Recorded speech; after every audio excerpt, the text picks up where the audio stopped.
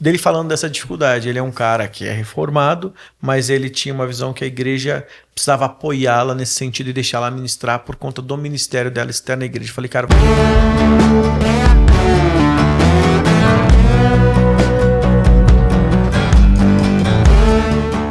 Ora, que bom tê-lo de volta. Aqui, como sempre, a rima é pobre, mas os entrevistados são ótimos. E os de hoje, cara, igual da semana passada, são fenomenais, porque aqui só vem gente muito boa. Eles são músicos e preparam músicos. Gente para trabalhar fora e dentro de igreja. E trabalha gente que trabalha na igreja para trabalhar fora da igreja. E pode? Será que pode? Vamos falar sobre isso. Eu estou falando aqui com meus queridos Michael Alex, com acento no A. Com acento no A. Que coisa. E Bruna Ferraz. Bruna Ferraz? Isso mesmo. Que legal. Mas o Ferraz é sobrenome dele? Não, o Ferraz é do meu pai mesmo. Ah, legal. Eu não ia mexer no nome artístico dele, não. Mas é nome de RG também, né? Só artístico não, é de verdade. Olha, Verdade. uma coisa que eu amo é cantar. E uma coisa que eu não entendo é porque as pessoas não gostam de ouvir. Todo mundo pode cantar? É possível. Pode falar. Não, mas de forma que as pessoas apreciem. Eu estou há 10 anos, 20 anos esperando que alguém responda para mim e me ensine. Então, por favor, tem um monte de gente ali querendo... É possível cantar bem? É possível. O que a gente fala assim no meio até acadêmico é que até uma piadinha, a gente consegue fazer todo mundo cantar bem, não ser um divo da vida aí, uma pessoa que vai ser o fenômeno da voz, mas cantar afinado, no andamento, no ritmo, tudo bonitinho. A gente só não consegue fazer a pessoa ser famosa, mas cantar bem é possível sim. Só que normalmente essa conversa começa de pessoas que querem aprender a cantar, mas não querem investir o tempo. Então a pessoa quer ter aquele talento, aquele dom bem executado, porém não tem o tempo que precisa se dispor para estar fazendo isso acontecer. Então a pessoa não tem tempo para estudar, não tem tempo para aprender a ouvir e precisa passar por esses processos. Mas Legal, é possível sim. Eu não fui lá para frente. Calma, João. Calma, você está nervoso. Eu queria falar sobre o Instituto Amuse. Instituto Amuse. Como é que surgiu isso, Bruna? Então, surgiu porque o Michael já trabalhava na área há bastante tempo. Mas surgiu de você. Já eram casados? Sim. Sim. Logo no início do casamento, eu amo o universo do terceiro setor e eu acho que a música é uma ferramenta poderosíssima. E vivendo dessa realidade, porque depois que eu casei, a gente começou a ser sustentado por isso, porque é o trabalho do meu marido. E nas minhas orações, na minha vida devocional, você começa a examinar esse universo por uma perspectiva de, nossa, é muito difícil achar alguém que sobrevive de música. No nosso cotidiano, a gente conhece pontualmente essas pessoas. Mas desculpe interromper, porque eu sou de Brasília. Sim. Não era mais fácil fazer um concurso público? Na verdade a gente vai entrar, se todo mundo fizer concurso público, a gente perde grande parte do nosso conhecimento crítico, de forma de expressão, de pedagogia, porque a música é tudo isso, né? Então é representatividade, é uma forma de expressão, de comunicação, de conexão, é uma linguagem universal. Então, se todo mundo faz concurso, a gente acaba perdendo um pouco disso. Eu concordo contigo. E aí, nessa dinâmica toda de que a gente casou, eu falei, nossa, é muito difícil e que bom que a gente consegue viver de música. Mas eu conheço todos os alunos que entram para fazer aula, todos eles carregam se não todos, a maioria, esse sonho. E a gente chega uma hora que cansa de ser o receptor e começa a pensar em como que a gente pode fazer para essa engrenagem girar. E foi isso, porque essa é a minha área, a área de gestão. Então, meu pensamento crítico ele vai para esse lado. Existe uma dor, existe um público. E foi aí que surgiu o Instituto Amuse. Isso foi em que ano? Em 2020 que nasceu. Na pandemia. É novinho. No meio da pandemia. Gente, 5 aninhos. Exatamente. Quantos alunos? Hoje, em média, uns 300. Uns 300. Uau. Quantos professores? Hoje somos em... Formados ou atuantes? Ambos. que a gente já formou vários, mas atuando hoje a gente tem uns 5, 6. O corpo tá lá em 8 pessoas. A gente tem ali a Fernanda, a Andressa, a Priscila, a Marina, o Bisa, Acho que a gente tem ali uns 5 professores. E tem um autor de teclado que eu esqueci o nome dele. Ai, é verdade. Tem esse que chegou agora por último. Isso, tem um... Desculpa não lembrar seu nome, amigo. Não, é porque é um corpo muito grande e a gente está numa fase de mudança lá dentro da instituição. Sim. Então acaba que a gente passou pouco tempo lá dentro se relacionando com as pessoas novas. Então a gente ainda está nessa fase. E eu acho que a gente já formou uns 20 já. Já. Que legal. Na área de pedagogia vocal, assim. Isso é bem interessante, esse trabalho. Mas olha só, quando a gente fala em música, quando a gente fala de expressão artística, que é uma coisa que me deixa... Quando fala de expressão artística no meio cristão, no mundo, não é Brasil, a gente fala de música. As outras, existe muito pontualmente um louco ali, outro, fazer uma coisa ou outra, mas é sempre música. Então, o caminho natural não seria fazer um estudo para trabalhar somente com crente, porque parece-me que vocês trabalham também com gente que não crente. Sim. Seria só que encurtar a fala. Seria essa a dinâmica. E se a gente trabalha só com crente, na verdade a grande maioria do nosso público é crente, mas não é único. Então a gente acabaria empobrecendo o discurso, a gente acabaria não tendo as possibilidades de troca, e a gente sabe que existem pessoas que gostam de misturar. Tem uma galera aí que gosta de música sertaneja e canta música cristã com essa temática. Qual que é o problema? Não existe uma delimitação muito bem estabelecida sobre o que é o gospel. Então, se você coloca essa limitação, você pode ser injusto com alguém. E esse foi meu trabalho de mestrado.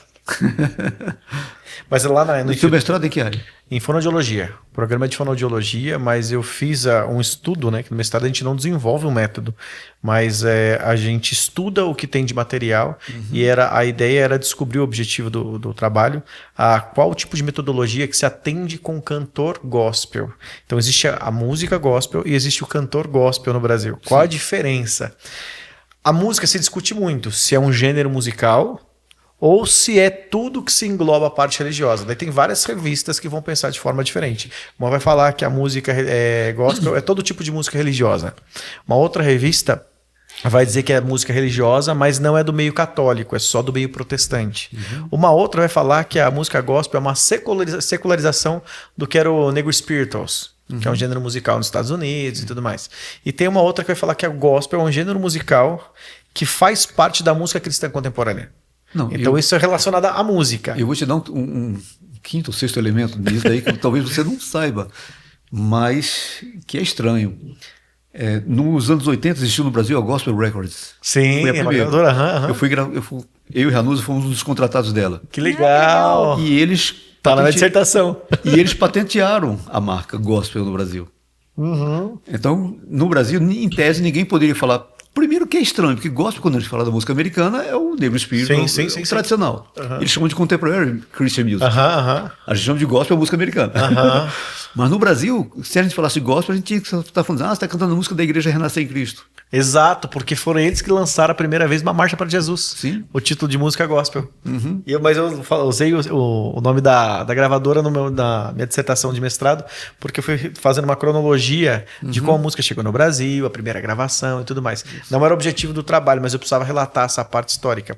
Já no caso do canto, separando a parte musical, quando a gente vai dar aula, ou atender, ou receber um cantor religioso, ninguém fala um cantor evangélico somente, fala um cantor gospel. Então canta música religiosa, canta gospel. Só qual a diferença nisso? Que foi a minha pergunta do mestrado. No caso nosso, que é a igreja reformada, nós cantamos um gênero de música, hino, uma música um pouco mais pop, mas vai no contexto pentecostal, música corinho de fogo, pentecostal, vem pop, vem de tudo, até MPB tem lá. Como que se faz para treinar esses cantores? Então o cantor gospel é um cantor que canta todos os gêneros possíveis. Então essa era a minha pergunta no mestrado.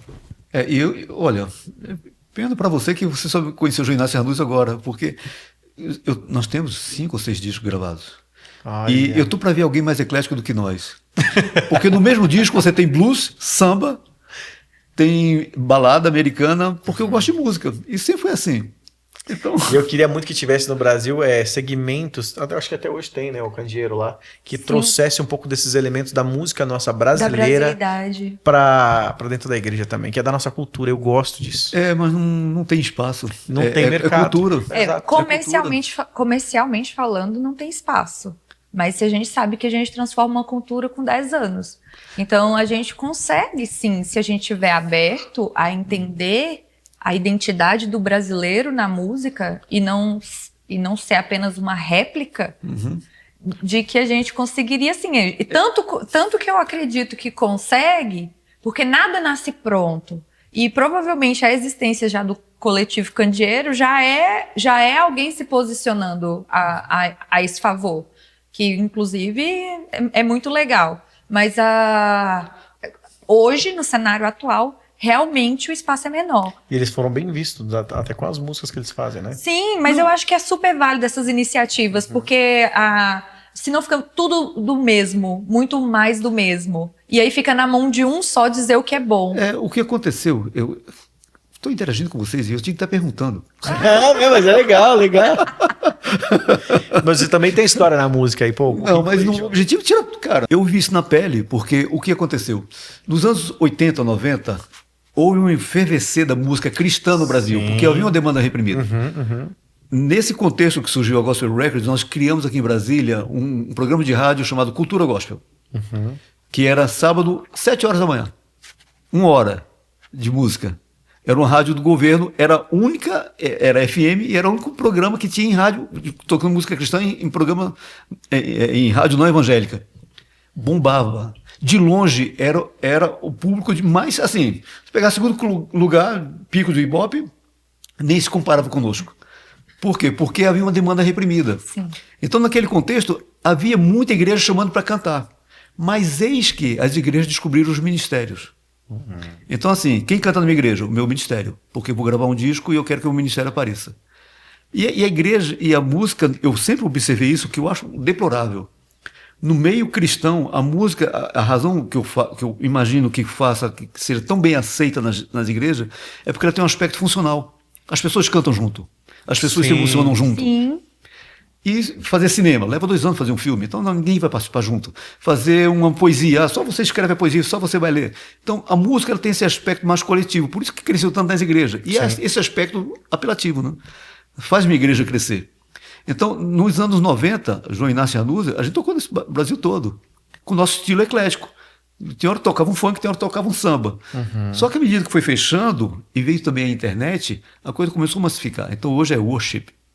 Isso. Mas a gente vai chegar lá. Desculpa. Falei demais. Prometo que eu vou falar mais. Nada. Mas qual a sua formação, Michael? Minha formação, eu sou formado em licenciatura em música. Fiz pós-graduação, um curso de aprimoramento em São Paulo chamado FIV, que é Formação Integrada em Voz Artística, e mestrado em Fonoaudiologia, na PUC em São Paulo.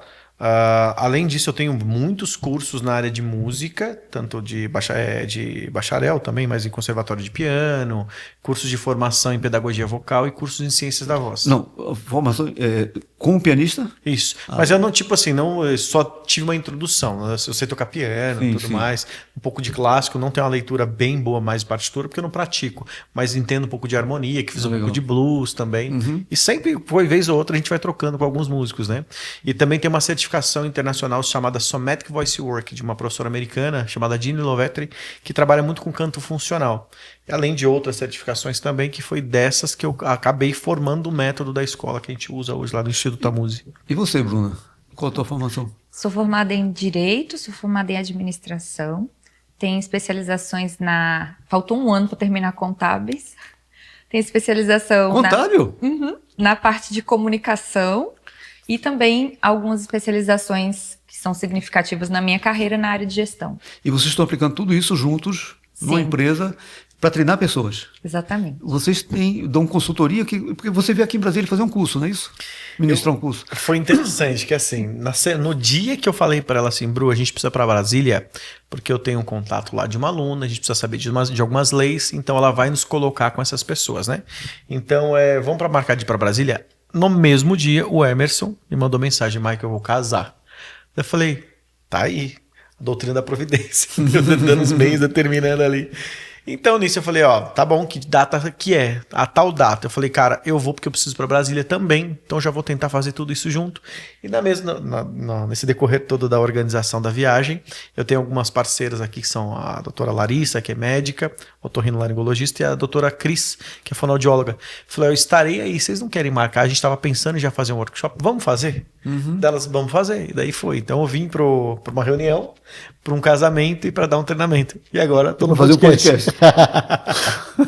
Mas o objetivo final era o podcast, né, Bruno? Ó, viver nas mãos de Deus, a única coisa certa é a mudança. Realmente. Não. E o melhor é porque toda vez que a gente perde o controle, a gente é surpreendido. Então, viver nas mãos de Deus realmente é muito bom. E a gente estava até comentando ontem, quando a gente estava indo embora, tem um capítulo do livro do Franklin, né? Quando ele fala da ação do Espírito Santo na igreja, na ação da igreja, que ele fala assim, os partidos políticos aí, eles tentam fazer esse juntamento, mas até dentro do partido tem divisão. Agora, os crentes, o motivo do ajuntamento deles é Cristo. Então a gente estava numa mesa que a gente nunca viu ninguém. E parecia que era a gente era irmão de anos. Então não era a música que relacionava. Lógico que esses termos, esses pontos comuns facilitam. Mas o motivo ali da gente estar junto era sempre Cristo. Eu falei, Bruno, olha que legal isso aí. A gente é irmão dessas pessoas que a gente nunca viu e a gente se trata com carinho, respeito, tem a consideração. A gente ficou bem feliz, pronto. Mas vocês têm feito esse trabalho de não apenas o Instituto, mas também viajado para ajudar só igrejas ou não? Não, mas mais voltado para igrejas. O que acontece? Explica, o que é isso que vocês fazem? Porque isso é uma coisa que precisa muito. Sim. A gente tem esse trabalho do Instituto, que é mais uma idealização da Bruna, obviamente que eu como marido, e parceiro, até por conta da minha história na música, de ter aprendido na escola, participar de fanfarra. Aliás, a minha cidade é Taubaté, da cidade da grávida. Participar de fanfarra? Você sabe o que significa fanfarra? A significação eu não sei, mas eu sei que tem aquelas bandas que você toca trombone e tudo assim. Mas no Nordeste, fanfarra também é participar de uma bagunça generalizada. Ah, é? Faz sentido pelo nome, né? Faz sentido pelo nome. Mas lá era aquelas bandas que a gente tocava cornetão, corneta, caixa, eu tudo. sei. Então isso tinha nas escolas antigamente. E Taubaté foi campeã de competições mundiais com a FAMUTA, né? A Fanfarra Municipal de Taubaté, de competições mundiais de fanfarra, na Alemanha, em Taubaté mesmo. Então era uma cidade bem conhecida musicalmente. Também a introdução foi isso. Mas a gente tem esse trabalho social que é com a música, com a Muse, e tem o meu trabalho da minha área, que é do canto. Então eu sobrevivo com a minha área, que é uma área de terceiro setor, que a gente não tem fins lucrativos mesmo. Mas daí o meu trabalho, que é a parte vocal, eu treino cantores para trabalhar com a voz deles, para que eles consigam render um potencial máximo da voz. No caso do grupo, da turma, né, desse lado dos evangélicos, do cantor gospel, eu treino para que eles possam produzir da melhor forma, para que a voz deles, de fato, transmita a mensagem que eles querem levar com o texto. O que significa isso? Nós, cantores, nós falamos mais com sons do que propriamente com texto. A minha voz ela precisa convencer, então treino eles, não só arranjo, não só melodia, não só ornamentos.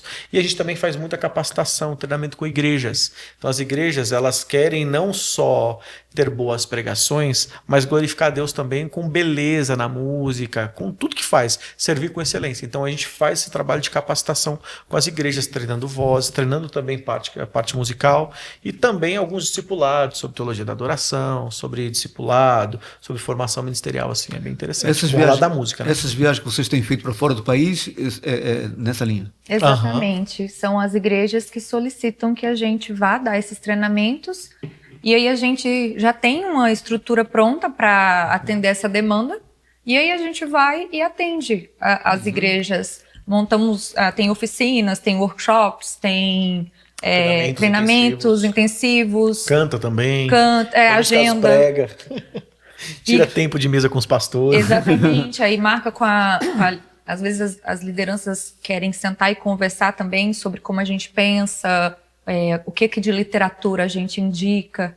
Então a gente está sempre ali aproveitando isso e transformando isso também em ministério. Eu desconheço qualquer outro trabalho nessa linha no Brasil, nesse sentido, tão completo. Porque gente que ensina a tocar tem os montes. Sim. Gente que ensina a se apresentar tem os montes.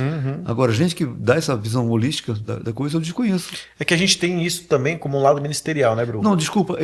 Quando eu falo visão holística, absorvendo o seu lado de um mestre em fonoaudiologia, porque é um problema sério. Gagueira. que nem na miminha. Mas a gente entende muito esse trabalho nosso como parte ministerial. Como a gente sobrevive do meu trabalho, que são aulas, produção, estúdio e tudo mais, então esse serviço que a gente faz com as igrejas, a gente nem cobra, a gente deixa aberto para ofertas. Então, falar assim, a gente só pede os custos, né? Hospedagem. Custear o transporte, alimentação transporte. e tudo. Normalmente, hospedagem, a gente fica normalmente na casa das pessoas, dos irmãos mesmo. Mas com a igreja, eles falam, tem valor nenhum. É uma oferta que vocês, se puderem dar, dão. Tem igreja que já deu, tem igreja que não deu nada. Rapaz, você não deveria ter dito isso. Porque... mas a gente, Deus sempre nos sustentou. Deus, e ele sempre Deus nunca reteu a mão para nós e dizer isso não é um problema, porque a gente testemunha da bondade de Deus dizendo isso. Porque, de fato, o Senhor nos abençoa através da música, o que eu acho que é extremamente raro, dado o cenário. E fazer isso é muito mais do que legal, é moral para nós. Sim. E participar, no caso nosso, de uma igreja saudável, que os pastores também nos dão aconselhamento, nos ajudam, nos direcionando. Então a gente sempre conecta essas igrejas que precisam de auxílio, e é comum, principalmente fora do país, as igrejas brasileiras, né? A gente não foi só para a igreja brasileira, mas para a igreja americana, mas essas igrejas que precisam de auxílio, sobre eclesiologia, sobre esses assuntos. Como não é uma área que a gente atua, mas a gente tem esse conhecimento por conta da nossa igreja, o que a gente sabe, a gente vai até aqui. A partir daí, isso a gente conecta com os nossos pastores. A gente direciona para os nossos pastores ou para igrejas que a gente conhece próximas que têm um trabalho relevante. Capitol Hill, por exemplo. A gente anda sempre com uns livros que a gente acredita que pode auxiliar. Te dá para um monte de gente, sempre levando dano. Essas igrejas e essas pessoas. Então, por mais que seja um trabalho, né, a gente encara como isso, mais do que isso, é um serviço ministerial. Vocês foram na Capitol Hill para fazer esse trabalho? A gente foi lá para conhecer. A nossa igreja tem a Capitol Hill como uma referência assim, sobre eclesiologia, sobre igreja, sobre essa vida de comunidade. E até mesmo musicalmente, sobre o canto congregacional. Capitol Hill é do Mark Denver, né? Isso. E daí, quando eu estava na Filadélfia dando um treinamento, era acho que umas 2 horas de carro, ele falou, cara, você precisa ir lá conhecer. E a gente foi. Quando a gente chegou lá, nosso inglês não é bom, e daí eles viram que eram 2 brasileiros tentando se comunicar, eles falaram, tem 2 brasileiros aqui, e nos apresentaram o Emerson. Então a gente foi lá, conheceu o líder de louvor deles, que é um brasileiro também. Que é um brasileiro, inclusive, e muita gente boa. Santo André, do ABC Paulista ali de São Paulo. E nisso a gente foi se relacionando, eles até falaram, bom, numa próxima a gente pode marcar isso também para vocês darem algumas orientações para nós. Eu fiquei super feliz. Mas a gente foi lá para conhecer, né, a igreja e ver como eles atuavam justamente para aprender. Cara, eu acho genial. Eu falo, eu não posso usar esse termo porque eu me identifico, então parece que eu sou genial também. Em 2003 eu estava na Nova Zelândia estudando inglês. E aí, de repente, um rapaz que eu conheci, que já tinha sido missionário no Brasil, conheci lá, ele falou assim, olha, você não gostaria de conhecer o Ali Lauitite? Eu falei, gostaria, quem é? Não, um jogador de rugby. Eu falei, legal, puxa, será que ele não... Na época eu dirigi um programa de televisão aqui para a minha igreja. Eu falei, será que eu não poderia fazer uma entrevista com ele? Ele falou, sim, acho que sim. Aí ele me ligou, João, eu já falei com ele, ele está disposto a dar uma entrevista para vocês. E eu estava, no curso onde eu estava estudando inglês, na mesma universidade, tinha uma menina que fazia jornalismo, Gisá Batista, estava estudando jornalismo. Eu falei, Gisá, puxa, vamos fazer uma entrevista junto? Ela falou, vamos. Aí eu tinha levado uma filmadora handcam pequenininha, horrível. Eu falei, cara, só que eu tenho que arrumar tripé, eu tenho que arrumar microfone, eu quero fazer entrevista, uma chance ímpar. Aí cheguei na família onde eu morava, falei, vocês têm um microfone e um tripé para me emprestar? Falou, tripé tem esse aqui, ficava falhando, tripé de fotografia, e tem um microfone aqui, aquele microfone mais peba, mais horrível. Mas para que você quer isso? Eu falei, não, porque eu vou entrevistar o Ali Lauitite. Aí o Peter, que era o chefe da família, falou, não, João, você não vai entrevistar ele. Eu falei, não, falou assim, o Tony me emprestou. Eu falei, João, você tem aqui um mês, como é que você vai entrevistar o Ali? Não, porque o Tony conhece ele e me apresentou. Peraí, aí ele voltou com a revista, abriu assim, capta, no meio. João, esse é o Ali Lauitite, é o jogador mais famoso de rugby da Nova Zelândia. Eu falei, deve ser ele. Aí eu fui para entrevistar ele e os jogadores no dia que eles recebiam a imprensa mundial. Tá lá, eu a Gisá com o tripé na mão, que ficava falhando, o microfone que só funcionava, mas o fone só funcionava de um lado, e os caras com equipe de produção, vara de burro. Mas quem quer trabalhar Deus é o que vocês fizeram. Porque quando a gente fala de Capitol Hill, é uma referência no mundo de igreja cristã reformada. Nove Marcas, lá o ministério deles. De repente você está lá, ajudando os irmãos com o conhecimento que Deus deu para vocês. Na verdade, é uma igreja muito organizada e simples nessa área.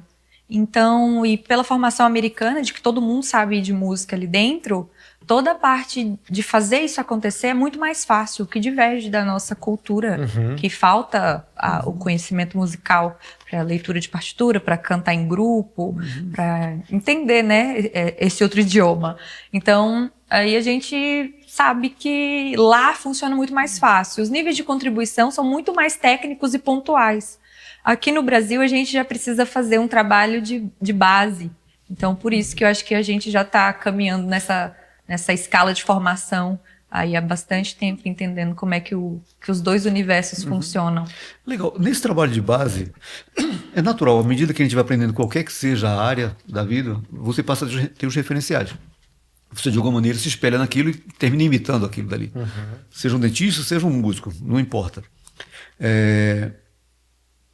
Hoje, com a massificação da música, estilos brasileiros, nacionais, não estão muito em evidência, então você não pega os Carlinhos Veigas, que é um... Sim. Conhece Carlinhos Veiga?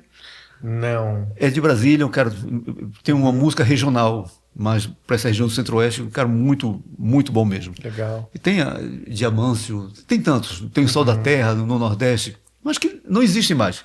Então as pessoas não são mais, não é que não existe, eles continuam tocando onde são chamados. Mas o que fica visível são os americanos.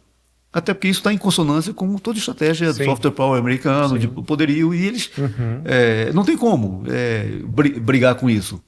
E hoje o que as pessoas querem é worship. E cantar worship tocar worship é fácil, porque uma, duas notas já resolveu a música, mas cantar não, porque as extensões normalmente são muito altas. Que tem um modelo, né? Você começa lá embaixo, devagarinho, termina todo mundo assim, e eu sou Chain. Não, você tem que ser igual Jesus, cara, né? Igual Chain. Como é que você prepara uma pessoa que na igreja, vocês têm se deparado com isso? Sim. Que ele quer cantar, mas não tem extensão vocal? O que vocês fazem? Sim. O meu trabalho ele é bastante fisiológico, né? Então eu vejo assim o cantor, eu vejo funcionalmente o que a laringe pode promover, a respiração dele. A nossa voz ela depende desses três sistemas, respiratório, fonatório e articulatório para acontecer, só que todo o corpo participa. Então, sabendo disso, existe esse range vocal ali e eu sei o que ele pode produzir. Logicamente que tem alguns distúrbios, patologias que podem influenciar, a gente tem que tratar isso de uma forma diferente, mas é possível. Sabendo disso, esse cantor ele tem uma demanda, ele vai cantar worship, ele vai cantar pentecostal, e eu vou analisar isso e observar como é a demanda dele, criar um programa de treinamento específico para que ele possa fazer isso. Daí chegando no caso do worship, eu acho que tem as suas contribuições, mas ao mesmo tempo que ele empobrece culturalmente, ao mesmo tempo, a música. Então é bonito, é muito legal. Quais são as contribuições? É uma coisa fácil, a igreja consegue acompanhar, só que daí vai ter aquelas formas, né? É um worship o gênero ou é um worship o jeito de se performar mesmo que se repete? Daí vai o contexto tradicional, que é o nosso caso, por exemplo, esse nível de tanta repetição não é bem visto, como cânticos espontâneos o tempo todo. Já no modelo carismático, isso aí é o que eles querem. Então existe até um treinamento para isso, só que desse parte de louvor espontâneo não é o que eu faço. Eu treino a voz, né? Agora, para que as pessoas possam cantar, que é a pergunta, isso com facilidade, existe todo um trabalho de condicionamento vocal que a gente faz. Então, para desenvolver. Normalmente no worship é a mulher cantando um pouco mais grave com força e o homem cantando mais agudo com força. Fisiologicamente isso dá, só que eu preciso entender onde eu quero chegar para eu criar meu treinamento para isso. Então, normalmente, se eu canto MPB, vamos chamar assim, gospel, mas quero cantar uma música que exija mais da minha voz para fazer um belt, uma voz com mais força, eu vou ter dificuldade.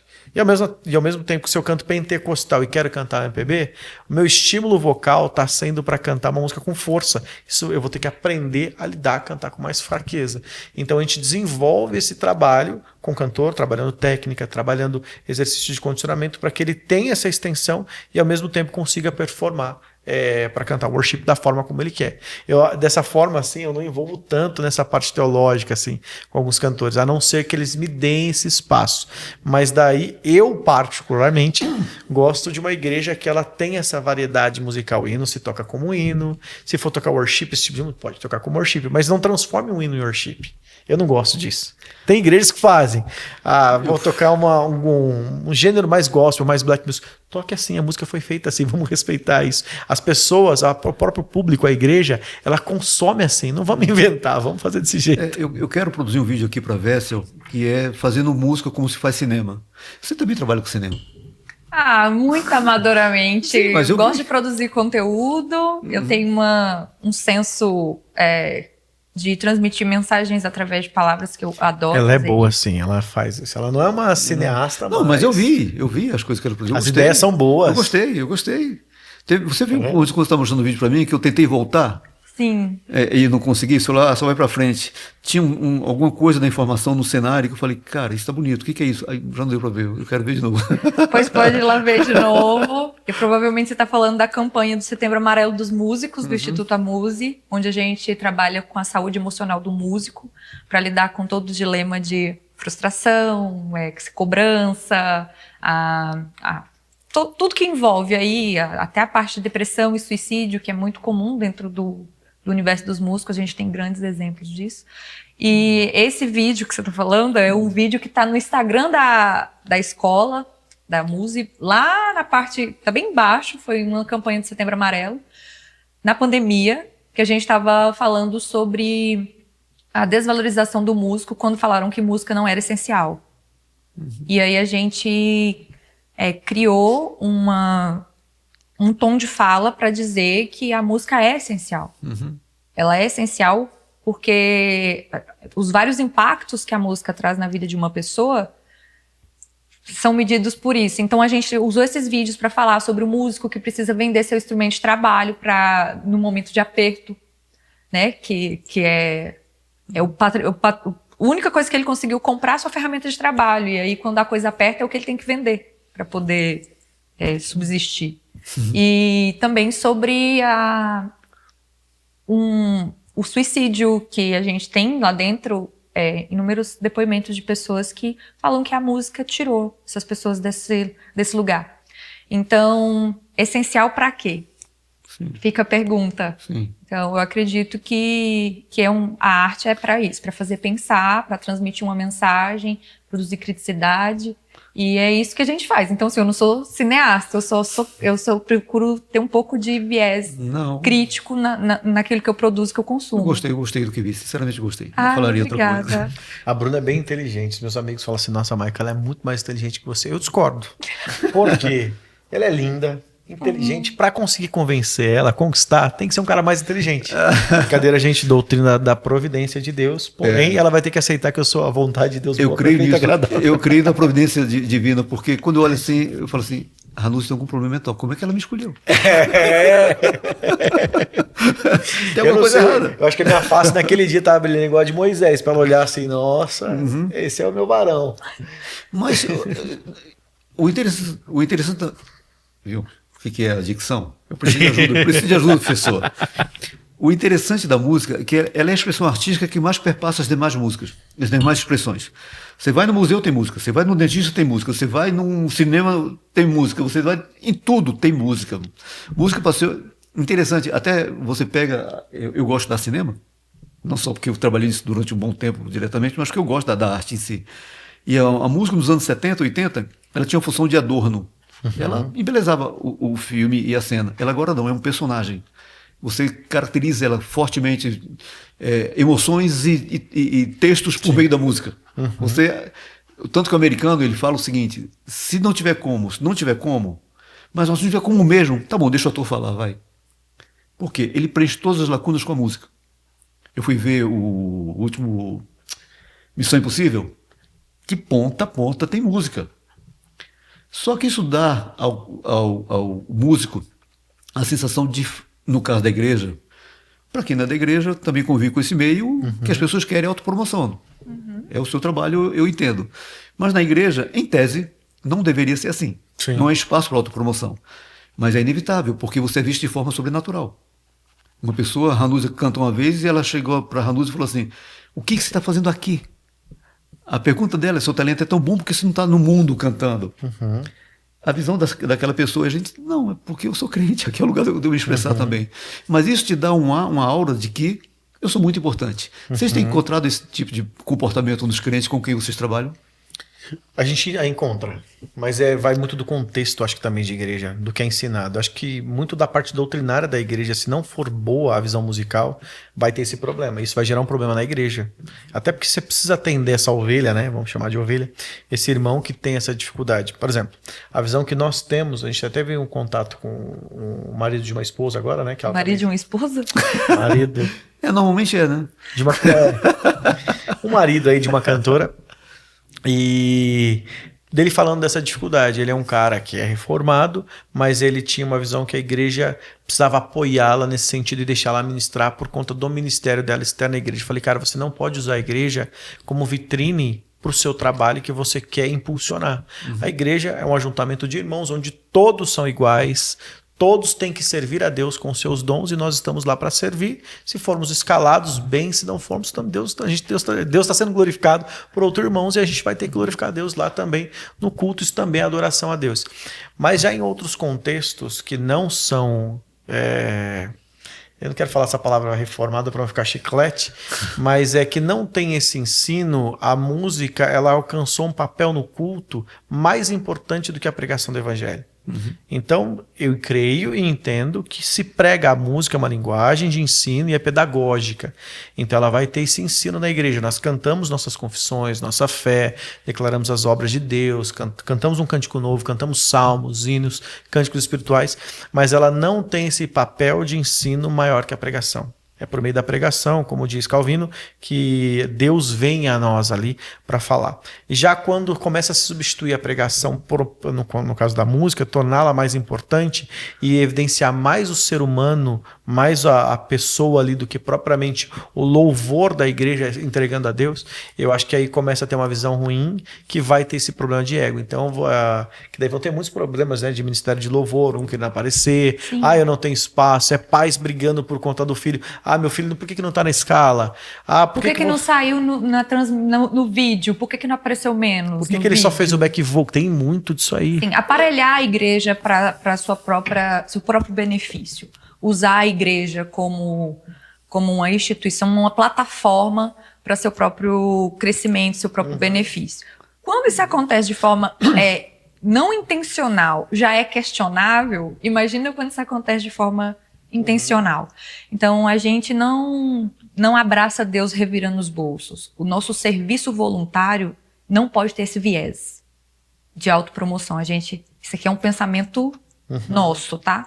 A gente tem esse pensamento. E aí a gente sabe que não é unânime, né? A gente sabe que, às vezes, por uma falta de entendimento do mercado, ou porque aquele ali é o único lugar que eu conheço que poderia pavimentar um lugar para onde eu quero ir. Então, a gente sabe que as pessoas fazem essas associações que acabam indo para um lugar de escolha também. Então, a gente vê que muita gente se atropela, enfia os pés pelas mãos no afã de obter apoio para conseguir aquilo que ele quer, viabilidade, projeto e tudo, de usar a igreja como uma plataforma. E se frustra com a igreja. Se frustra com a igreja. O que ele quer. Vocês viram o filme Senhor dos Anéis, a trilogia? Já. A Bruna é fã do Senhor dos Anéis, eu sou muito fã. Lembra quando o Sméagol, o Frodo, ele começa a tratar com o Sméagol, tratá-lo bem, e ele muda. E eu acho aquilo genial, que a impressão que dá, assim, psicologicamente falando, a impressão que o Sméagol seria tipo um esquizofrênico. Ele é bipolar, né? Esquizofrênico não, bipolar. Ele começa a ficar feliz com o mestre, ele chama o Frodo de mestre. Só que daqui a pouco o Frodo toca no ídolo dele, que é o Anel do Poder. E ele volta a ser o monstrinho que era. Eu já observei isso, e muitas vezes eu fui o Sméagol, eu fui o monstrinho quando alguém tentou falar da minha música, que eu não podia tocar na igreja, aquilo. Mas como é que vocês têm reagido? Porque é natural, quando você toca no ídolo de quem quer que seja, qualquer que seja o ídolo, você não quer perder o ídolo, porque aquilo você acha que é Deus. Até os nossos. Sim, certamente. A gente também é pecador. A gente também é pecador. Como é que vocês têm feito quando esses pais falam assim, meu filho tem que tocar? Mas só são... Daí é um ponto. Na verdade, aí mas agora é fato. a gente entra num viés de, tipo, se a gente tem um nível de intimidade boa, um relacionamento que é mais robusto, uma árvore que aguenta o chute, a gente dá o chute. Sim. A gente vai exortar em amor, trazer pra perto e mostrar que talvez a motivação não esteja no lugar certo. E quando a gente não tem, a gente sempre apresenta Cristo. Porque é Cristo que vai ter que mudar isso aí. Porque a gente às vezes não tem esse acesso direto de pontuar, mas a pessoa, quando ela começa a olhar para Cristo, aprender com Cristo, ver que ele tem que ser humilde, né? Como o texto de Filipenses diz, tendo em vós o mesmo sentimento que houve em Cristo Jesus, que sendo em forma de Deus, não usou com usurpação ser igual a Deus. Então, apresentando Cristo e o Evangelho, eu acho que ele vai ser poderoso. Que tem coisa que, tipo, por mais que a gente tenha essa liberdade de falar com alguns irmãos que são mais próximos, de admoestar, de exortar, mas tem coisa que é o Espírito Santo que precisa iluminar. E tem contexto que a gente não tem esse acesso. Até Então a porque gente leva para Cristo. todo crente, ele vive no sim e no ainda não. Então, esse aqui ainda não aprendeu, mas ele vai aprender. Então a gente tenta olhar todas as pessoas com essa visão.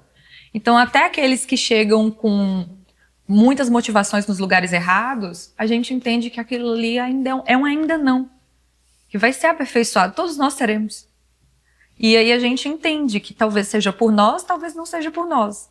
E aí a gente vai conduzindo com muito amor, porque a gente sabe que é uma área muito difícil de trabalhar.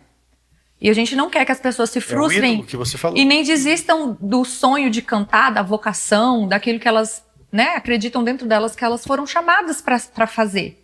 Então a gente não quer ser aquela pessoa que vai, tipo, minar o sonho. Não, na verdade a gente só precisa colocar as motivações nos lugares certos e Cristo nos auxilia muito a fazer isso. É o que, né?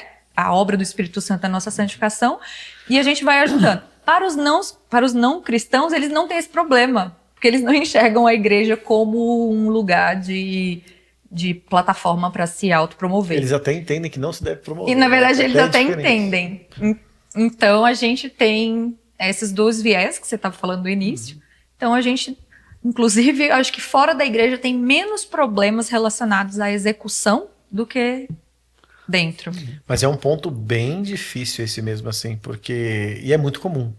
Eu acho que eu diria que até no nosso público, né? Que as pessoas querem contratar o nosso trabalho, principalmente do lado individual, não só a igreja, que as pessoas querem ter essa autopromoção, querem ter o trabalho desenvolvido, pensando nesse fim aí mais de se tornar uma pessoa famosa. E é um ponto crítico, mas a gente vem com essa estratégia. Se a igreja não for boa, o pastor ele provavelmente vai trazer isso com a parte doutrinária. Mas tem muitos casos que a gente vê que a eclesiologia, a doutrina é muito ruim, então a gente vai com essa estratégia, apresentar Cristo. Apresentar Cristo. Olha, eu vou deixar polêmica para mim, então não vou jogar para vocês. Não.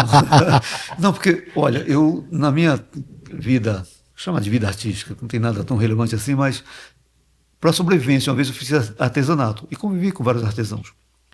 Escrevi poesia e vendi, fiz alguns livretos e vendi de bar em bar, de mão em mão, eu fiz isso. Fiz teatro, e tudo isso fora de igreja, antes de me converter.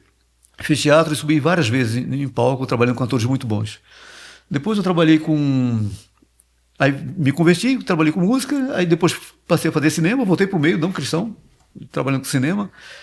E em todos esses lugares, eu nunca vi um coração tão vaidoso quanto o de um músico evangélico.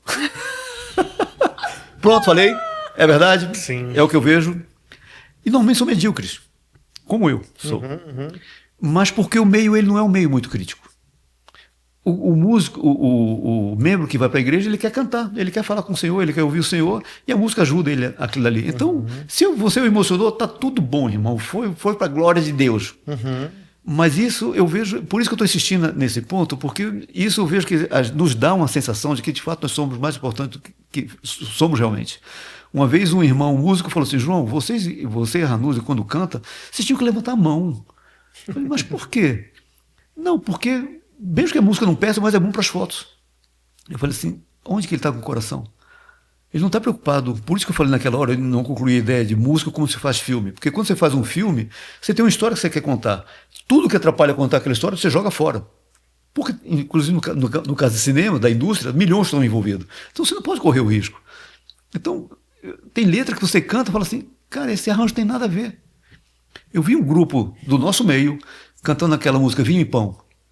Com vinho e pão nós celebramos, comemos. Que é uma música linda, é uma música de introspecção.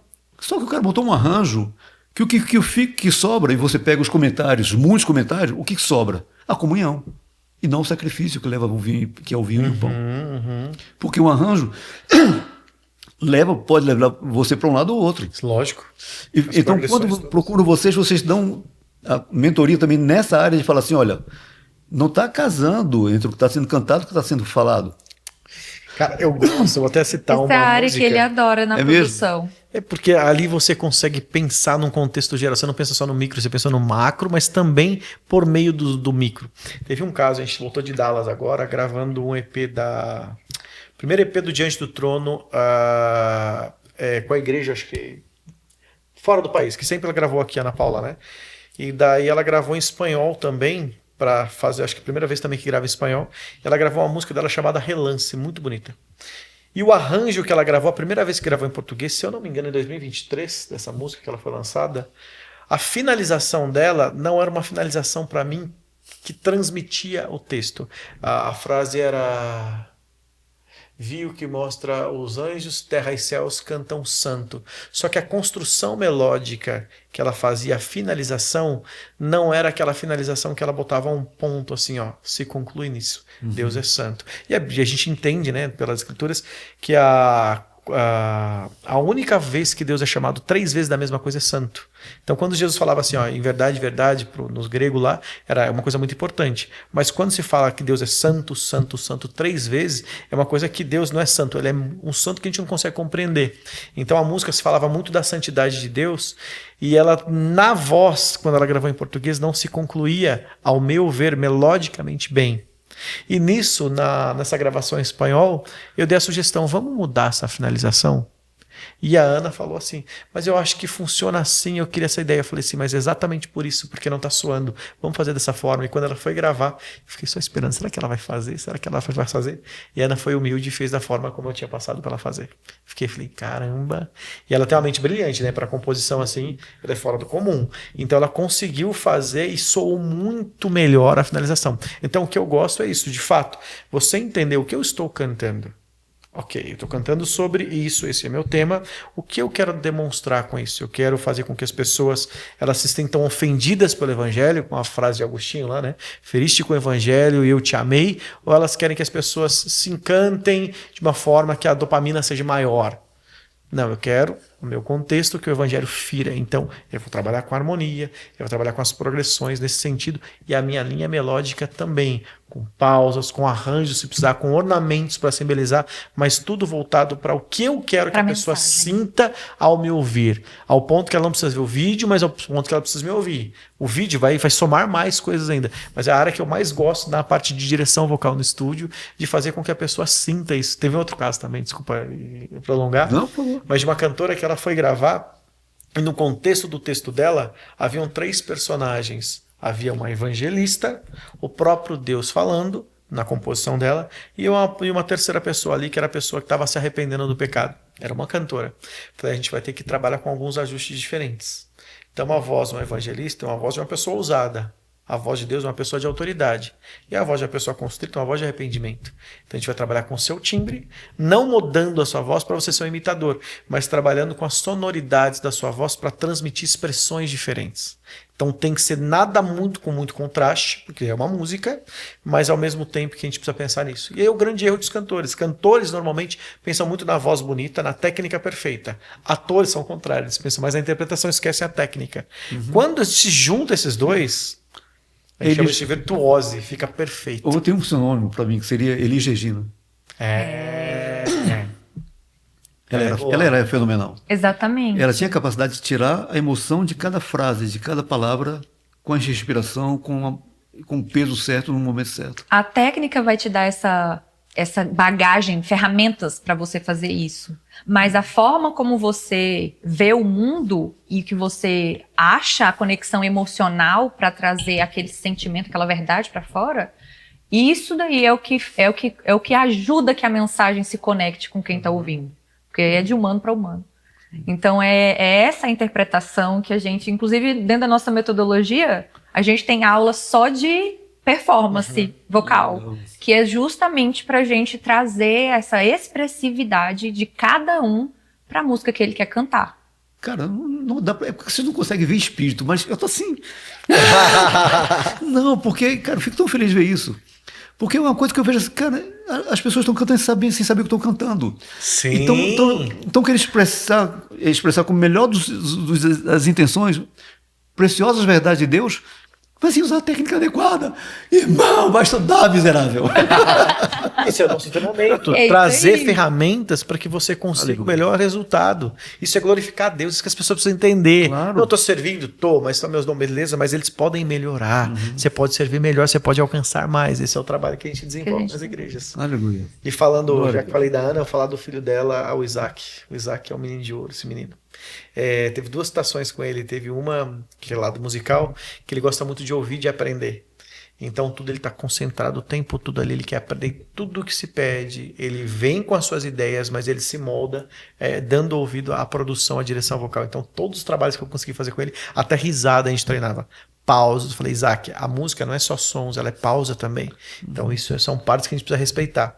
E teve uma coisa que aconteceu num convívio que a gente estava lá em Orlando uma vez, até para parabenizar o irmão, né? Porque ele foi bem humilde nesse período. Que a gente está falando dessa ideia de entrar, de dar, para tirar o orgulho, né? Que são responsabilidades. Por mais que ele seja um cliente, ou seja, professor de canto dele, ele é meu irmão em Cristo. Ele professa a mesma fé que eu. E teve uma situação que eu vi que Isaac, eu acho que isso aqui não foi tão interessante. Eu acho que você errou nisso. Eu acho que você deveria pedir perdão para fulano de tal, tal, tal, tal. No dia seguinte, ele foi lá, pediu perdão. O irmão falou, cara, nossa, ele veio e falou comigo. Eu falei, que menino de ouro. Sou apaixonado por ele. Isaac, Deus te abençoe, mano. Você mora aqui no meu coração. Mas esse trabalho que você fez com a Batista Lagoinha foi na gravação de um disco, de um clipe, de um EP? Hoje são 2 igrejas diferentes. Tem a Batista da Lagoinha, que é mais está com o André. Eu acho que o André que é presidente da... Agora eles são a convenção, se eu não me engano, né? E tem a Diante do Trono, que daí agora é a igreja do Gustavo e da Ana. Então esse trabalho foi do Diante do Trono, Ministério Diante do Trono. Foi lá em Dallas. Ela gravou várias músicas, acho que todo ano eles lançam um EP. Só que dessa vez ela gravou em espanhol, com um grupo de hispanos, e gravou o primeiro EP da igreja dela americana, aqui em Boca Raton. Sim. E você foi lá para fazer? Fazer trabalho, eu fiz os arranjos, alguns. A Ana ela conseguiu fazer super bem já a divisão vocal, daí eu fiz algumas participações. Mas eu dei aula para todos os cantores que iam gravar em português. E depois, no dia da gravação, eu fiz a preparação vocal dos cantores hispanos e dos cantores da igreja que iam participar da gravação em português. Foi bem legal a Que experiência. legal. Comemos hambúrguer texano, né? Foi muito legal. Não, que legal, mas não causa para vocês um estranhamento, porque são contextos teológicos muito diferentes. Sim. E Tem aquilo, né? Tem aquela frase, eu esqueci o autor, mas tem até no livro do Franklin. No que é essencial, unidade. O que não é essencial, liberdade. Mas em tudo, caridade. A gente consegue separar bem. Obviamente que tem os seus pontos teológicos que eles não vão se convergir. Mas a gente respeita, são irmãos ali que são mais avivados, digamos assim, mas confessam Deus Trino, confessam a divindade de Cristo, as 2 naturezas, a ressurreição pelos mortos e a vinda. E para nós é o que importa. Agora, existem casos de produção que eu fui convidado e que eu me neguei a coisas que são imorais, mas não do lado musical cristão, né? Mas do lado secular, assim, que não deu. Então eu falei assim, ó, eu não consigo participar disso. Que é um estímulo imoral com relação à sexualidade e tudo mais. Mas teve, por exemplo, um caso que a gente produziu agora, foi da Negrali, que é uma cantora que é cristã, mas que produz músicas no meio secular, junto do R&B, do rap, e foi uma experiência muito legal, porque eu sempre trabalhei com R&B, com gospel, com pop, mas não rap. Então aprendi muito com os produtores ali, e foi uma experiência bem bacana, foi um álbum novo que ela lançou, mas os valores eram bem interessantes. É inclusive um álbum que tem potencial para Grammy. É um álbum muito bem feito, toda a parte artística, construção do álbum. É um projeto bom. E legal porque a gente estava no meio que não eram cristãos, né? Até Sim. falando da fé. E a gente lá, profissional, trabalhando, e a Negra ali pregando para os produtores, falando do amor de Jesus. Eu falei, como assim? A gente aprendeu com ela esse dia. Esses dias ela confrontou a gente na alta sem saber. A gente deu um livro para ela, do Manso e Humilde. Como é que é o nome do autor lá? Ó? Do Dane você que lê esse Daniel Klund. E ela tava lendo também, postava marca. Isso. A gente troca, né? Existe uma troca saudável. E o legal é isso.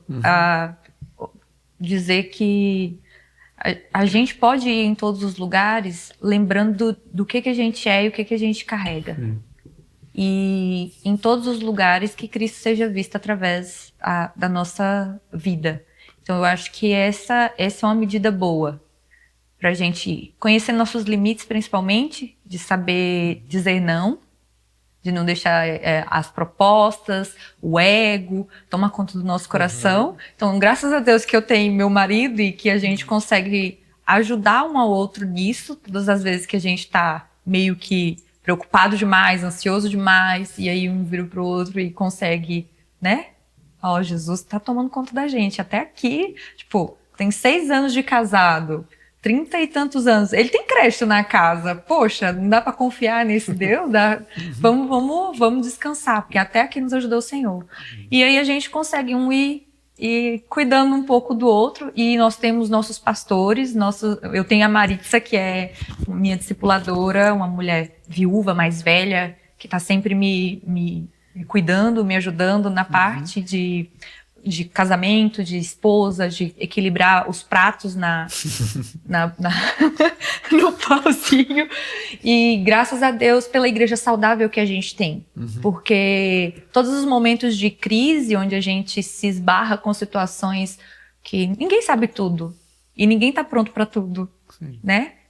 Que a gente se depara com situações difíceis, onde vai exigir de nós um nível de escolha ou alguma decisão assim, a gente tem a sabedoria na multidão de conselhos. A gente tem pessoas para nos orientar, para apacentar nosso coração, para nos ajudar no dia difícil. E isso faz a caminhada ser mais leve. Então, eu acredito que esse é o papel da igreja na vida do músico. Sim. Aí sim, se você se relacionar com a igreja nesse lugar, aí eu acredito que esse é o lugar certo. Não, mas é interessante, vocês já observaram que normalmente também há um peso maior, ao mesmo tempo que eu vejo que muitas vezes nós músicos nos colocamos numa situação que não nos convém, porque não somos tão mais importantes que quem quer que seja, em contrapartida também há um peso maior sobre nós músicos. Sim. Porque assim, eu lembro, vocês conhecem o João Alexandre? Sim. Conversando com o João falou assim, João, Xará, né? Xará, perdão, ele falou isso aqui em Brasília, na apresentação. Ele falou, me pergunta se eu toco música do mundo. Eu falei, eu não conheço música de outro mundo. Você toca música de Marte? Tá certo? Você toca música de Vênus? Eu só conheço a música do mundo. Mas, ou seja, todas as expressões podem exercer. É natural que o crente exerça as demais profissões. Natural. Mas quando é músico, fala assim, não, você não pode tocar no barzinho. Ah, sim, que da mesma fonte não pode jorrar duas águas. Aí vem um monte, então, só que eu acho que é de... uma espiritualidade desacerbada dessa função. Inclusive, se a gente vai estudar de onde legalismo absurdo.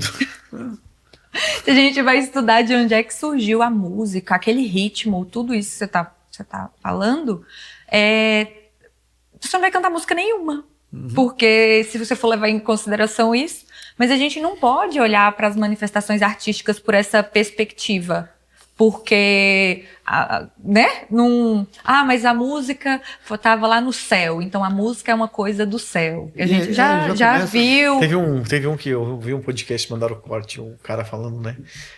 Não, se você tocar esse tipo de ritmo, você invoca tal demônio. Eu falei, cara.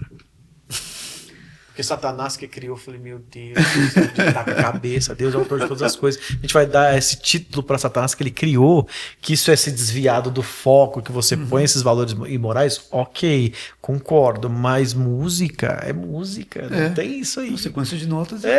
Exatamente. Então a gente acaba vendo que há uma super espiritualização. E isso prejudica muito para que o cristão também cresça. Porque, inclusive até no worship, que quando você fala esse tipo de pad, esse tipo de progressão é mais espiritual. Já te falaram isso? A gente já ouve. Eu já ouvi falar que o tipo de worship, esse tipo de sonoridade é o som do coração de Deus hoje. É o som do reino mesmo. Eu fiquei assim, não. Isso é dopamina. Você já está falando de um cara chamado João Sebastião do Boteco, ou Johann Sebastian Bach? Exato. Cara, não dá. A gente ouve várias coisas. Mas contando até, só voltando ao assunto anterior, teve um único evento que eu não aguentei, eu saí. Eu tava numa conferência, não vou falar o nome da pessoa, nem qual conferência é. Mas eu fui trabalhar na preparação vocal dos cantores, tá? Eu ouvi um pregador bom, gostei. Teve um segundo lá, quando ele começou a pregar, era um cara bem famoso. Falei, vamos ver como é que é desse cara, qual é a desse cara, né? Comecei a ouvir. Deu 5 minutos, falei, não, tá bagunça. Deu 10 minutos, eu saí, falei, não dá. Daí eu encontrei um dos pastores que estavam lá, falei assim, cara, não dá pra ouvir a pregação desse cara. Dele, eu não sei quem colocou ele aqui, mas, cara, também não dá. Daí ficou nós dois lá fora, tomando café, falando de futebol. E julgando o irmão que tava pregando. Não, mudamos de assunto, nem vale a pena falar. Mas aí quando não dá, tipo assim, muito bagunçado, daí a gente resolve se afastar, só faz a parte profissional só. No fundo, a gente está falando de uma coisa que é pouco valorizada nas igrejas hoje, que é a teologia do culto. O que é um culto? É isso. Ou Ninguém seja, sabe o porquê vai no culto. Isso. Por que eu vou no culto? Eu não vou lá. Inclusive, recomendo para todos os pastores que estiverem nos ouvindo, tem um curso que a nossa igreja faz, que é o Imersão em Eclesiologia na Prática, lá da Igreja da Trindade. Vai abrir, inclusive já está com inscrições abertas para o próximo, que vai ser, acho que em novembro ou em setembro. Vale a pena, porque todo o aparato de aulas é voltado para a eclesiologia. O que é? O culto, o rito, os elementos, a história, como que governa uma igreja, tudo isso. E eu acho que hoje a gente se perdeu bastante nisso, no que é. E então, quem estiver precisando, fica aí a indicação. legal. Por favor, participem. Se você tiver link dessas coisas, eu vou colocar o endereço de vocês, contatos, se vocês me permitirem. Lógico. Claro. Para que mantenham contato com vocês, porque eu sei que vocês têm um horário apertado. Escolhi agora. Não está previsto, esse podcast hoje não está previsto. Foi por oportunidade, eu não podia perder essa chance. Mas E a gente agradece a oportunidade, foi uma honra. Eu queria fazer uma última pergunta para vocês de ordem prática. Eu tenho um cara no YouTube que ele faz análise de música do ponto de vista técnico musical. Ele analisando as músicas da Taylor Swift, Swift, não sei a pronúncia correta, mas ele falando assim que maciçamente, as músicas dela ela faz com 3 notas. Quando ela está inspirando, ela usa 4. Quando ela está realmente muito inspirada, achando que é uma gênia, ela usa 5 notas em toda a música. Mas a produção por trás é com os melhores músicos, por isso dá aquele acabamento. Sim. Como você tira a expressão de uma música com uma melodia tão ruim? Porque muitos desses... Deus me perdoe, mas olha, eu vou falar uma coisa. Não pode falar da Taylor Swift, não. Eu tenho uma raiva dessa moça aí, vou contar uma história antes. Eu gosto muito de futebol, a gente estava falando ontem, né? A gente estava torcendo pro PSG o Brasil inteiro. Quem não era Botafogo? Seu time qual é? Eu sou São Paulino. Não, seu time. São Paulino. Ah, é um time? Ah, legal. Ultimamente não, é um pedaço de raiva que eu tenho hoje. Mas eu gosto muito de futebol. E nós fomos para a Espanha ano passado, nesse tour. A gente fez acho que 6 países na Europa: Itália, Portugal, Inglaterra, França e Espanha. Acho que foram isso. Inclusive, um abraço para a igreja de Alicante. A gente gosta da Espanha lá. Foi uma das igrejas que marcou a gente assim, pela simplicidade e seriedade. É uma igreja muito pequena que a gente foi, mas a gente amou lá. E a gente foi, tô lá em Madrid. O que eu quero conhecer? Santiago Bernabéu. Vou lá, comprei lá para fazer o tour todo.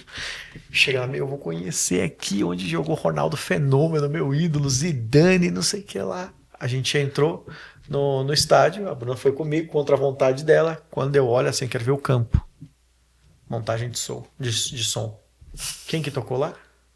Iria tocar lá? A Taylor. Eu já não gostava, porque tem algumas amigas da Bruna que gostam de ouvir lá. Mas eu peguei tanta raiva dessa música. E daí eu já nem ouço mais. Mas bom, vamos voltando ao assunto. Então, tirando a Taylor Swift, que eu tenho raiva dela, nada contra a pessoa, mas é que marcou um momento da minha vida. Não, você fala assim, Taylor, te amo. Não vai beber, mas Taylor, te amo. Então, o que eu percebo é que como as pessoas têm ficado pobres na música, intelectualmente, assim, culturalmente, tudo que é mais simples parece que viraliza, acaba pegando o povão. A massa. Então é mais fácil para executar, as pessoas vão fazendo. Então achar uma formazinha de chiclete que parece que padronizou e todo mundo quer compor em cima disso, dessa linha melódica. Não dá para se trabalhar tanta expressão, tanto virtuosismo como a gente gosta, como a gente vê compositores antigos, que trabalham com várias sonoridades diferentes, com vários arranjos diferentes. Mas é o que se tem. Então, no meu trabalho, mesmo eu não gosto. Não é que eu não gosto de worship, né? Também é bem forte falar isso. Mas eu acho que é muito A simplista. gente tem outras preferências. Mas também tem coisas boas de worship, assim. Sim.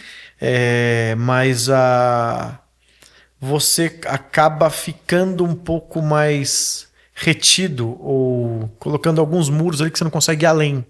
Então, eu tento extrair o máximo que der para aquela proposta que tem.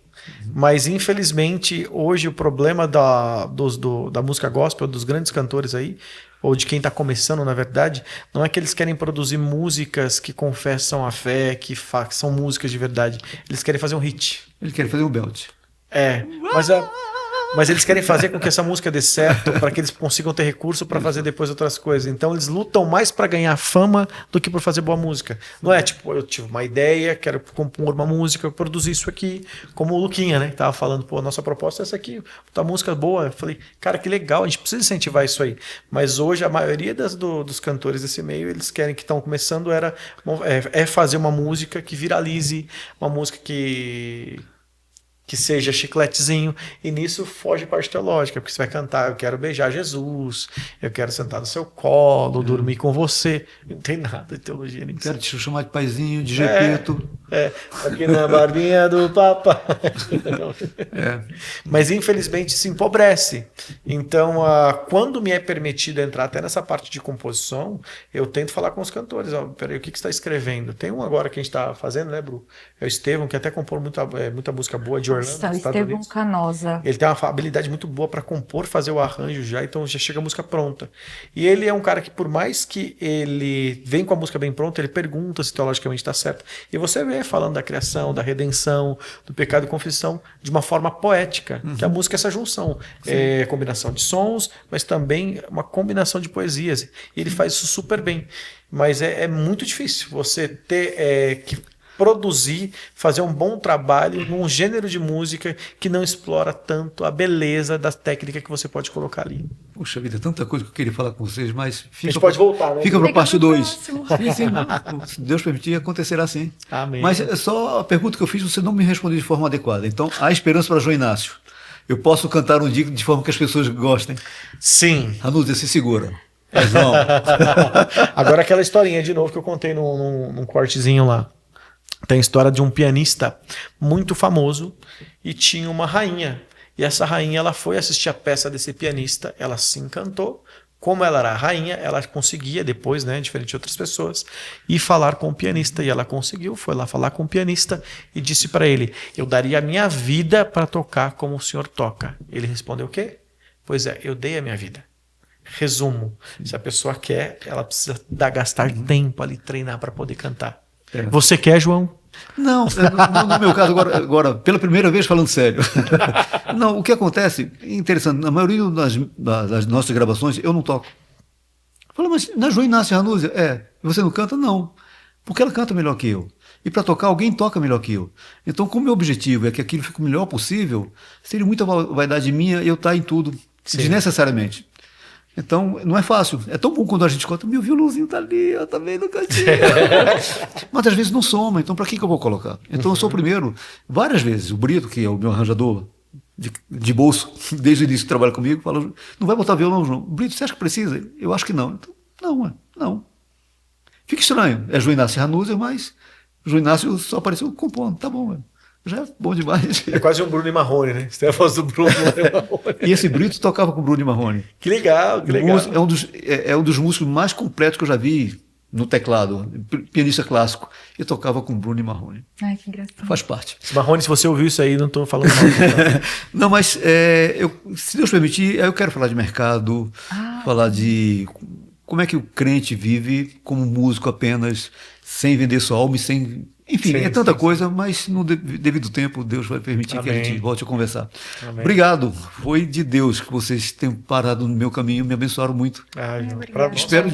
Espero de alguma maneira que esse podcast seja o último ministério de vocês. Amém. Eu vibrei quando vi falando que vocês fazem esse preparo, não simplesmente ensinar a cantar. Professor de canto tem uns montes no YouTube. Você clica e tem os montes de gente vendendo, mas gente que não quer te ensinar a pensar a música como cristão.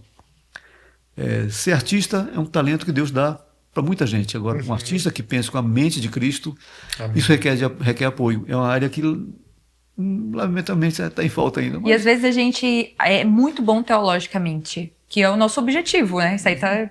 E a gente acaba deixando que a beleza se perca no meio do caminho por causa disso. Sim.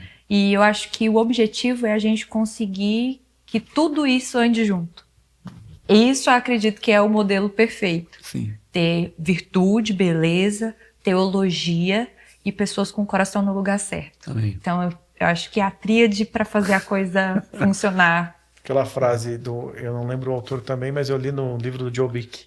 O objetivo de todo homem é glorificar a Deus em tudo e desfrutá-lo para sempre. Para sempre. É o catecismo, a primeira pergunta. Gente, obrigado. Como vocês dão aula online? Vocês dão aula... Sim, o Instituto hoje ele atende o mundo todo online. Inclusive a gente funciona das 9 às 9 justamente para atender todos os fusos horários. E aí a gente está aí trabalhando online, modelo de aula online. É um método completamente diferente do convencional. Você tem ali 2 professores, um aquecimento e um desaquecimento vocal, que é a tríade da metodologia. A gente tem a academia vocal, que é para aquecimento, desaquecimento e condicionamento. Tem as aulas de técnica, que é para construção vocal. E tem as aulas de performance, que é para expressão artística. Uhum. Então, a gente tem essa tríade que constrói a metodologia. Legal. Então, para cada um dessas, você tem um professor. E na parte online, a gente adaptou a metodologia, que a parte de academia, ela é gravada, e aí os alunos têm esse material para usar toda vez que vai cantar, no dia a dia. Muito bom. Eu vou fazer uma coisa que não se faz com o cantor, mas eu vou fazer. Estou na minha casa, estou no meu podcast, já era. Eu queria que o que eu te ouvi ontem, eu achei... É uma música que a gente quer gravar, que é uma música que me emociona sempre, aquela Como Agradecer. Uhum. Canta só a primeira estrofe, eu achei tão bonito. Como agradecer pelo bem que tens feito a mim, que vem demonstrar quanto amor tu tens, ó Deus, por mim. As vozes de milhões de anjos não poderiam expressar a gratidão de meu pequeno ser, que só pertence a ti. A Deus seja glória. Adeus, seja glória. Seja glória, aleluia. All the time. Gente, de coração, obrigado. Obrigado. Deus é muito bom comigo. E ter colocado vocês na minha também. vida é uma prova disso. Amém. Deus abençoe, os use cada vez mais para a glória dele, para que ele seja conhecido. Amém. O que você está fazendo parado aí? Eu já botei o endereço. Por que você não está clicando? Porque isso não...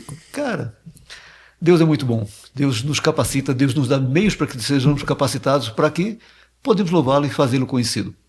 Então tá aí, Bruna e Michael Alex. Só aproveitando, Diga. Se você é ministro, você tem um cupom de desconto para estudar na MUSE.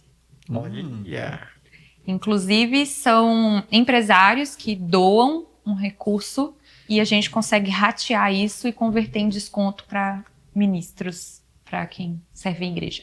Então, entre em contato, descubra se esse desconto pode te abençoar e que você possa abençoar a sua igreja cantando melhor. E se você também é empresário e quer investir no reino de Deus, nós temos um instituto que consegue captar do seu imposto para poder abençoar pessoas que não podem pagar a aula e querem servir a Deus melhor. Excelente, excelente ideia, excelente ideia. É isso, gente. Puxa vida. Muito bom, muito bom, muito bom, muito bom. Eu estou feliz demais. Aproveite. Se você quer cantar na igreja, não é só abrir a boca. Como mesmo? Pode ser só abrir a boca. Mas se você puder aprimorar isso, vai ser melhor ainda. Para quem está do lado... É o que eu te falei, eu adoro cantar. As pessoas que não gostam de ouvir, mas agora eu vou atrás dele. Ranúdia, se segura. João Inácio, solo em breve. Brincadeira. Nem pensar, eu amo ouvir minha esposa cantando. Mas fique com Deus, você já sabe, tem 2 dedinhos. É clicar, curtir, compartilhar. Faça com que esse conteúdo chegue nas mãos de tantas pessoas que precisam desse tipo de apoio. E Michael e Bruno estão aí, pronto para ajudá-los. Deus abençoe, até o próximo podcast, se Deus assim permitir. Até mais.